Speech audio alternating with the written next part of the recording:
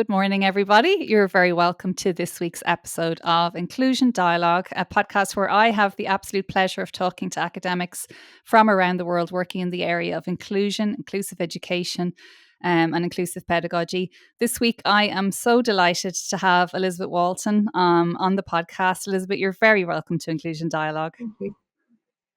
Thank you so much. Elizabeth, as you know from listening to the podcast over maybe the last couple of years, I like to ask guests how they entered the field of inclusive education, what has created kind of their passion and enthusiasm to produce such high quality scholarly work as you have over your career. Do you mind if I ask you just what your early career was like and what brought you to this place in inclusion? Thanks, Joanne. My story is quite personal, as I think it is with many people in this field. And I go back. I was born with a condition called congenital hip dysplasia.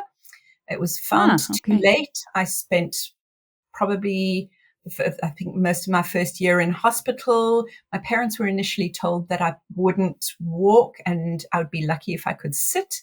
I had great care. Wow. And I need to say great care because I was a white baby in a country during apartheid. So my prognosis was much better, and I will never not acknowledge that privilege, that unfair privilege that I had. Yeah. But I was able to walk. I've never been a sports person, but that's been good. I've had hip replacements, so I'm actually really fine. But fast forward to when I was a Girl Guide when I was about 16 or 17, and I ran a brownie pack in a special school in Johannesburg, which is where I lived. Okay. And I was in the special school and looked around at what special education provision was in those days. So we're talking in the very early 80s, late 70s, early 80s. And here were children who were doing crafts, they were coloring in. There was no particular move for children in special schools to get an academic qualification. Schooling wasn't particularly academic. There was certainly no thought that children with what were called handicaps in those days would go to university. Yeah. And there was a real realization that this was the school I would have been at had the medical intervention not worked.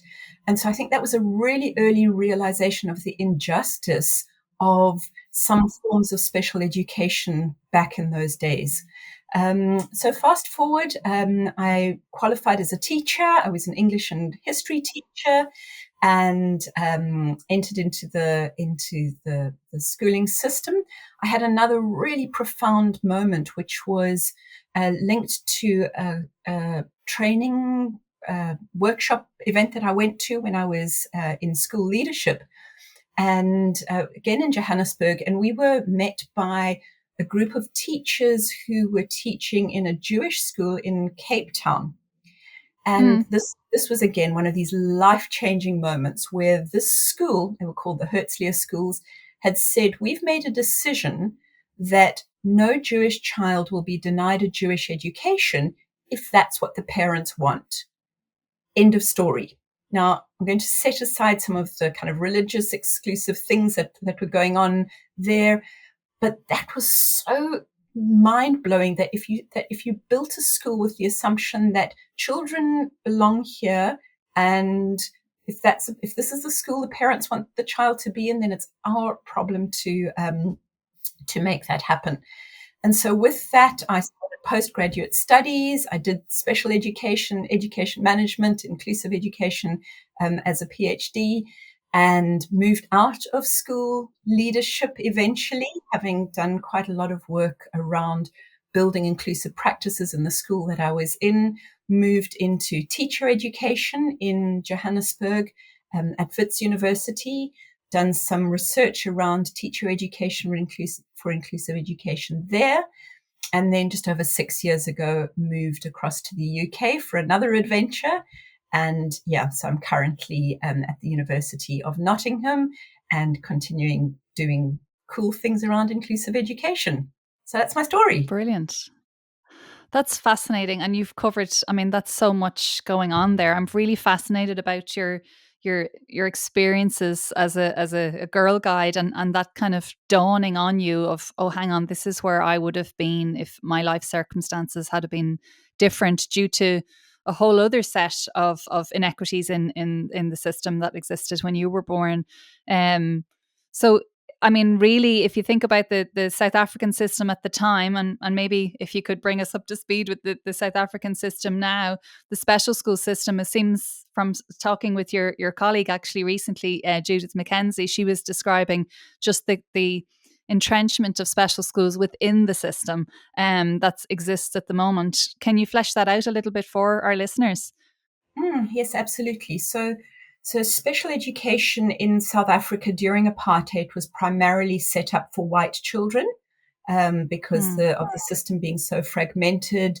Generally, Black children with disabilities were either included in schools by default, without necessarily any support, or more likely they weren't in schools at all. So we have a system where there's a very medicalized view of disability, special schools with a default option, and I would say, quite a well-resourced special education system for white children. Then after 1994, and the end of legalized apartheid, um, education came under one department, and the country adopted inclusive education, but decided to keep special schools as the places where children who were deemed to have very high support needs would go, and also to mm, be a resource into the system. Unfortunately, the system is really struggling, and special schools are still very much entrenched. In fact, more special schools have been built. But there are interesting things that go on, is that since most special schools were built in white areas, which to this day remain, if not white, certainly places where wealthier people go, often we have children with disabilities who within that system do need to access special schools. So that's another whole conversation about mainstream not necessarily becoming more inclusive. And then these children just electing to stay at home or having to stay at home because the transport to school in these former white areas is too expensive. There are not enough mm. special schools, so there are long waiting lists. And what I've recently found, I've done a big project, British Academy funded project, and sorry, might be digressing slightly, but I'll come back to it, No, it's on fine. experiences of children who are disabled and their families are from refugee backgrounds, and where we've seen a particular sort of toxic intersectionality of xenophobia and disableism, and where children are just staying at home because their parents can't get work and they can't afford transport, and so they're out of school. So although the system is geared towards being inclusive, in reality, you're absolutely right. Special education is still pretty entrenched. There's still the assumption that that is the best place for children to go to, even though unfortunately, particularly in some of the boarding schools, there've been some real problems around abuse of children. So it's Mm. not not a great picture all over everywhere, but there are some aspects where there are things to give us hope. There really are. Yeah, and I think maybe we'll put links to the project that you describe about that intersectional work, because I think that's coming up again and again in these interviews each week. Just the extent to which perhaps in our research work that's been overlooked, and that greater emphasis needs to be placed on that. Yeah, absolutely. Um, Yeah. So Elizabeth, if you don't mind, I'd love to ask you a little bit about, you said you're doing lots of fun stuff at the moment in Nottingham, and I'm just wondering, what is that fun stuff? Can you tell us a little bit about your research work of late, and what's driving you in terms of your own academic work? Absolutely. So Nottingham's a fabulous place to come to. So that, just putting that out there, and it's a great university. But I think my work over the last years coalesces around the idea of what theoretical and conceptual resources we can bring to bear to help us think about problems of inclusion and exclusion. And what's troubled me over the years as I've been immersed in the field for a while has been three tendencies which I think we need to guard against, if not arrest. And the first one is the way inclusive education gets talked of as being sort of a buzzword. It's trendy, it's fashionable, but in those terms, that it's fundamentally insubstantial, lacking in any depth. I think that's one concern I have. The second concern is all the studies that have been done and continue to be done on attitudes towards inclusive education. And I worry that that emphasis creates the sense that inclusive education is something that's primarily an affective endeavor. And I'm not saying that there is nothing of affect in our work at all, but that it's reduced to something that just requires people to be warm and kind and welcoming, and nothing else. And also then, if you're not warm and kind and welcoming, well, then you don't have to do it. Third thing is where inclusive education has become something of a set of tips for teachers. Tell me something that works. I need to implement it tomorrow in the classroom. Give me a quick classroom hack or something like that. So those are three trends which bother me and which have led me to what is exciting me at the moment is work that I'm doing around inclusive education as a knowledge practice.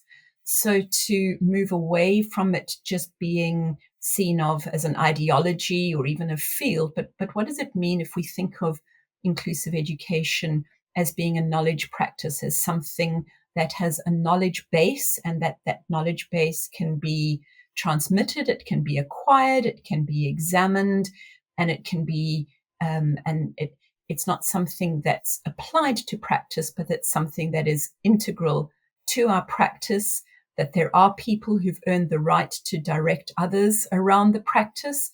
And here I've drawn quite extensively on McIntyre's work on practices.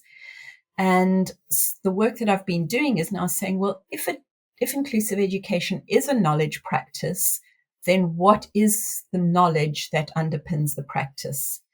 And I've, from that, been working with the idea of ecologies of knowledges, just conscious that inclusive education, I think, is unusual among educational fields because we've got knowledge that, yes, comes from research, comes from academics, but there's also powerful knowledge that teachers themselves have, the craft knowledge that teachers have. There's knowledge that parents have. There's knowledge that students have. There's knowledge in policy. There's knowledge in the grey literature. And so all sorts of knowledges that I think can be seen of as not one is better than the other or one is preeminent, but that these different knowledges do different things. They perform different functions in the knowledge ecology. And I think what's exciting me is busy writing about how these different knowledges work and what they contribute to the ecology, and how we can value the different knowledges that make up the ecology. So that's amazing, and thank you for describing it so clearly. Because I'm really nodding at a lot of what you said, but especially about your three kind of often presumptions or assumptions that people make, and in particular the no depth one, the first one. And I immediately thought of, it's in the Irish context anyway. It's we write really good inclusion policy, like it's second to none. But in terms of our practice, it's special education. So there's the usual kind of policy practice gap or divide there. But can I just go down to the ecologies idea? What happens, and maybe it's a healthy situation. What happens when the knowledge, the kind of strands that you've described, so you've got the academic strands and the policy and the actual practitioner educator strands, what happens when they don't gel, or when they are in contrast with one another? Does that create greater robustness, or does it create the the kind of polarization of views that I think a lot of national contexts are experiencing? I think both. And I think that's the richness of an ecology metaphor, because in ecologies, you have both competition and symbiosis. And I think that's what I find useful about thinking about the ecologies, because I do think that there's a need for us to be alert, to be seeing our work as being dynamic, that we don't just keep swilling around in the same trough of the same ideas. We do need to keep growing, keep pushing the boundaries. I've been reading the work of Elizabeth Walton recently and was really challenged by what she was saying about borders and frontiers. Do we protect our borders, or do we actually see the borders as frontiers from where we might take things further? So I think the thing about an ecology is that we can sit comfortably with contradiction, that we can get beyond binaries, that this is better than that. They do exist together, and I don't think an ecology of knowledges says that all knowledge is equal or equally valid or equally valued. I do think that that competition is part of it. The debate is important. I think different knowledges, as I think I said, do different things at different times. But perhaps what an ecology of knowledges says to us is that knowledge isn't valued just because it's an academic who says it, or it's not just valued because it's said by a global north big name. The knowledge is valued to the extent that it brings about justice, that it disrupts exclusion, it disrupts oppression, and that becomes the place where, or the grounds by which we value knowledge. I think, I don't know if that helps a bit, because maybe I'm It does. It's making me think of, I've loads more questions. So can I push you further then and just ask, what about the role of geography in that, or of context in that, and especially given the story, the personal story that you gave earlier in terms of the structures and systems that you were born into and have grown up through. How important are these ecologies in terms of, how important is context in terms of understanding how we can adopt these ecologies in terms of understanding inclusive education? Oh my goodness, that's such an exciting question, because one of the things that I really feel strongly about and have been writing about is, I think we need to, and it's a deliberate pun, is replace inclusive education. Because I think there's been some talk in the field, while people say context is important, there's also people who say, well, inclusive education is not about a place, it's about a service, it's about support. The place doesn't really matter. And thinking ecologically, thinking with a little bit of some of the conceptual tools of post-humanism, I think we need to be seeing that place isn't a stage on which inclusive education acts. It's not kind of a backdrop. The place actually co-constitutes what inclusive education is, and place isn't incidental to the inclusive education endeavors. It's deeply part of what is possible and what's not possible. So going back to that South African context, and certainly the context of many global South countries where people have been frustrated about a vision for inclusive education that assumes well-resourced, kind of typical global North classrooms, and then says, well, what's done elsewhere just doesn't meet that gold standard of inclusive education. And I think we need to recognize that actually inclusivity was a feature of many pre-colonial societies, and that that the idea of sort of segregated special education actually is what came in with the colonial education system. And so I'm arguing for a lot more recognition that that the difficulties that countries are experiencing in building more inclusive education is not just because they're necessarily disableist or whatever, but that there are global systems which make things difficult. Which, global racial capital is a challenge, and it's a challenge to countries. And I think the very conditions that make it difficult for inclusive education to gain a foothold in many countries are conditions that result from the legacy of colonialism and the legacy in South Africa of apartheid. That's fabulous, Elizabeth. And I really think I'm so glad you just spelled that out so clearly. And I think it's nearly compassionate in tone, because a lot of national systems, I think, are really struggling with, why can't we do this? Why is there such resistance to this? And certainly from a post-colonial country as well, our history really guides our current thinking. Segregation is very much part of the Irish story. And it's continuing to be at the moment and expanding. So, and I think in many ways, just that understanding and that awareness of legacy and history and context, hugely important. Yeah.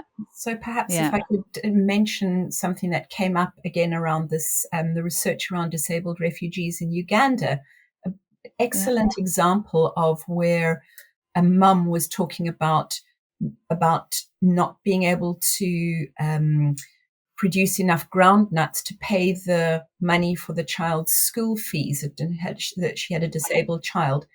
So but refugees get the land that's not as productive, and the land overall is not so productive because of climate change, and the people are refugees because of the war in Sudan. And it kind of feels so wrong to blame that mother for not sending her child to school when there's forces that try and drive down the price of groundnuts to, so farmers get very little. The land's not arable, and that's not her fault. And yeah, so I'm feeling that as a field of inclusive education, I think we need to be thinking a lot more about how the concerns that we're aware of in schools and classrooms are also impacted by wider histories and forces, I think.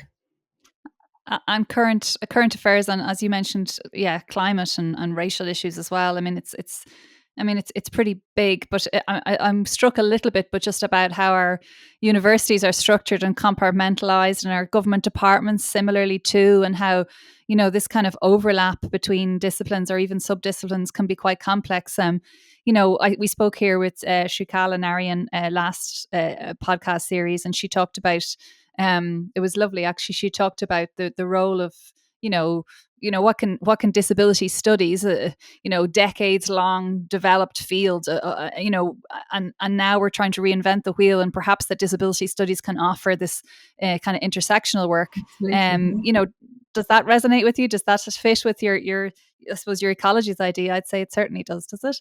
I think so. I think I think yeah, we'll all be disabled one day, I guess. And one of the things that that the mothers who I spoke to as I was working around parent knowledge for inclusive education, they were really quite adamant that inclusive education is so important, not just for their children who are disabled, but also really important for society, because as this one mum said, is if you don't have a disabled child, you might become disabled. You might become a town planner. You might be an architect. You might be a teacher. You might be a doctor. You might be who knows what. And thinking around and thinking from that point of view, I think really does help us think differently about what kind of society we want to be, and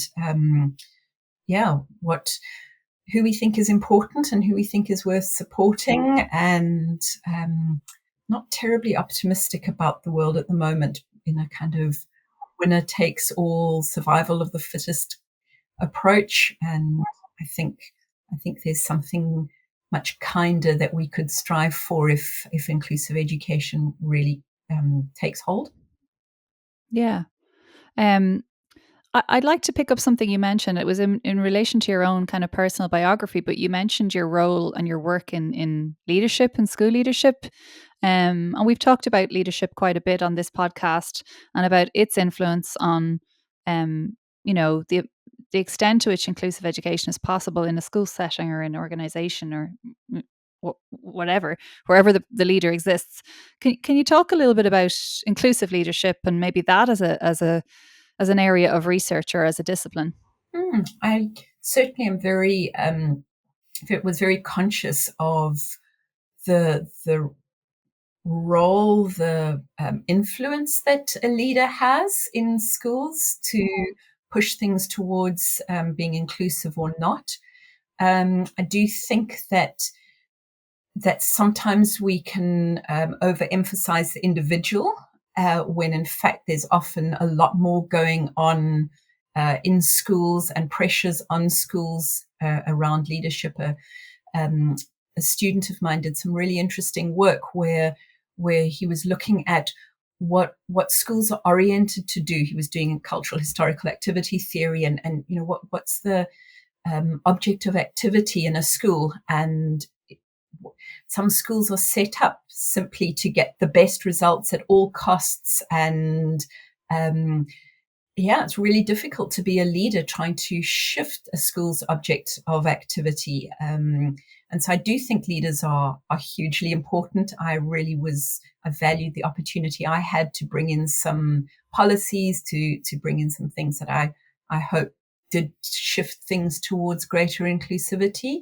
But I'm also quite conscious that both in terms of teachers as well, who I think we sometimes overly individualize in terms of what they should do, is that we've got systems that often don't help, and it's really tough and really tiring, and perhaps we expect an awful lot for that kind of lone person who can teach against the grain or lead against the grain.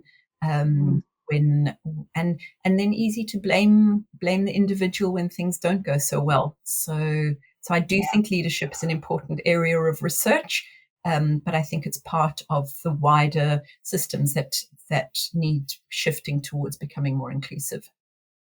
Yeah, I think that's really really important to stress. And I think with leaders, there's the assumption or the presumption again that they know how to create an inclusive a structure or system within their school, and that they have the capacity to do that as well, because we know how burdened and overburdened a lot of school leaders are. But I suppose in my own empirical research past, I suppose it's more that you notice very very starkly when the school leader doesn't have an inclusive vision for the school, and that's when you really notice the strain that can appear at teacher level, children, their parents, Absolutely. etc. So it's Yeah. when it's absent you really can witness that. No, I Um, fully agree. Elizabeth, I'm coming near the end of my formal questions, but I'm conscious that I've probably only touched the tip of the iceberg in terms of your own work. Is there anything you would like to discuss before we sign off? I don't think so. I really enjoyed being able to talk to you. I'll be hoping that my book on the knowledge of inclusive education will be out within the year, and so any more interest around the ecology of knowledges, that will be out and about. And as you say, there's work out on the project is called the Drive Project, which is disabled refugees included and visible in education, and that's that project I mentioned. And yeah, anybody want to get in touch with me, more than welcome. And my profile at the University of Nottingham has got all those details. Elizabeth, it's been an absolute pleasure chatting with you this morning, and thanks so much for giving up your Thank time. you. Thank you. Really appreciate it. Bye-bye.